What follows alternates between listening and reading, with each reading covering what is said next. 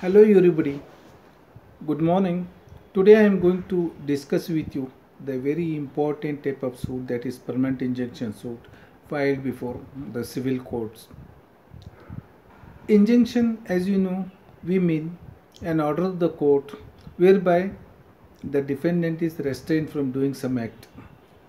Section 36 of the Specific Relief Act says there are two type of injunction. The first being is temporary injunction and second is the perpetual or permanent injunction. Further, section 36 says that it is the discretion of the court to either grant or to refuse the injunction. Then we come across section 37 of the Specific Relief Act, wherein subsection 1 of the section 37 says that temporary injunction are granted on a specified time or till further orders etc. And they are regulated by Civil Procedure Code. Here we mean Order 39, Rule 1 and 2 of the CPC. The second part of the section 37 says a perpetual injunction are granted after a decree is passed on merit. So it is very clear that permanent injunction means an injunction passed by the court after judgment and decree only. Then we come across section 38 of the Specific Relief Act, which specifically deals with the permanent injunction and how they are granted. Now let us see what section 38 says. Section 38 subsection 1 says, subject to the other provision of this act, an injunction, permanent injunction may be granted to the plaintiff to prevent the breach of obligation existed in his favor, whether expressly or by implication. Then subsection 2 of the section 38 says that when any such obligation arises from contact, the court shall be guided by the rules and provision as contained in chapter 2 of the Specific Relief Act.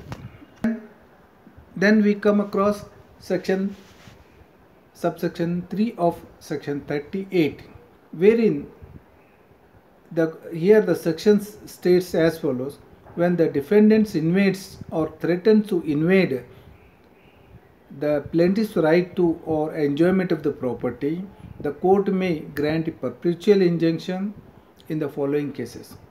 There are following type of cases, that is A to C and A to in fact the D. First being is A, where the defendant is a trustee of the plaintiff. Second is where there exists no standard for ascertaining actual damage, and C, where the invasion is such that compensation in money would not afford an adequate relief, and D, where to avoid a multiplicity of the proceeding, injunction is necessary. And further, section 40 says that damages in lieu of or in addition to injunctions are granted. But very important, the court has to follow the principle is section 41 of the Specific Relief Act, which says injunction cannot be granted in around A to J category of situations. And section 42 of the Specific Relief Act says, as per section 41E, when to prevent the breach of a contract, the performance of which would not be specifically enforced under such circumstances, if there is a negative agreement as per section 42, injunction to perform such a negative agreement may be granted. So these are the provisions as contained in section 36 to section 42 of the Specific Relief Act, governing the principles to be followed by the court for granting or refusing injunctions. Now we come across what should be pleaded in the injunction. In the plaint, after the cause title, first being the address para, second being the suit property para, the third paras, third, fourth, fifth, sixth, depend upon the facts of the case. The plaintiff has to plead that he is in possession of the suit property either by way of a registered document, and he is a tenant, he is a licensee, he is a mortgagee, or any other category is of his possession has to be mentioned.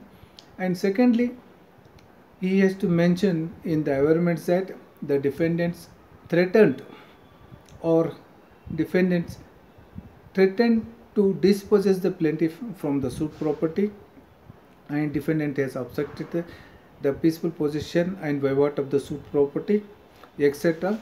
And in the evidence, the plaintiff has to state in details about the averments made in the plaint averments. That is, evidence, by evidence we mean details of the facts. So details of the facts are to be mentioned in the examination chief of the plaintiff as well as his witnesses. So either by oral evidence or by the documentary evidence, plaintiff can mark those documents as well as lead the evidence of witnesses to prove that he is in possession of the suit property and defendant has threatened or even obstructed the peaceful possession and vivat of the suit property, even threatened to dispossess the plaintiff from the suit property. The next question arises where the injunction suit is to be filed. Usually, injunction suit does not carry any valuation. Hence, the suit as per section 15 of the CPC, at the lowest court, the injunction suit is to be filed before the court. So, now the question arises, after the judgment and decree, what is the remedy? In injunction suit, if the judgment and decree is passed, if the decree is granted in favor of the plaintiff, or if the decree is if the suit is dismissed, under such circumstances, a regular appeal has to be filed before the senior division court, and thereafter a regular second appeal has to be filed before the High Court of Karnataka or even before the High Court. Hello. Then now, what is the situation if the plaintiff files also a remedy, that is declaration remedy? Now, if at the beginning itself, if the plaintiff also claims a declaration that he is the owner of the suit property, then upon the valuation of the suit property, he has to describe the valuation in the valuation slip as well as the valuation pair of the plaint, and accordingly, depend upon the valuation, the suit is to be filed before either junior division or senior division. But usually declaration as to ownership is filed, that is a declaration and possession, a declaration and injunction suit are filed before this court. Now the other question is, what type of relief granted as a permanent injunction? Advocates have to see the commentaries and digest wherein the various type of relief according to a situation arises has been mentioned, and before filing any suit, the advocates are requested to go through the rulings and citation for and against, and it will be helpful for the counsel to make averment in the plaint as well as what type of evidence he has to lead in the at the stage of the evidence regarding this permanent injunction. Hence, I conclude my brief lecture on this topic, permanent injunction, and I have got 150 notes on practical aspect.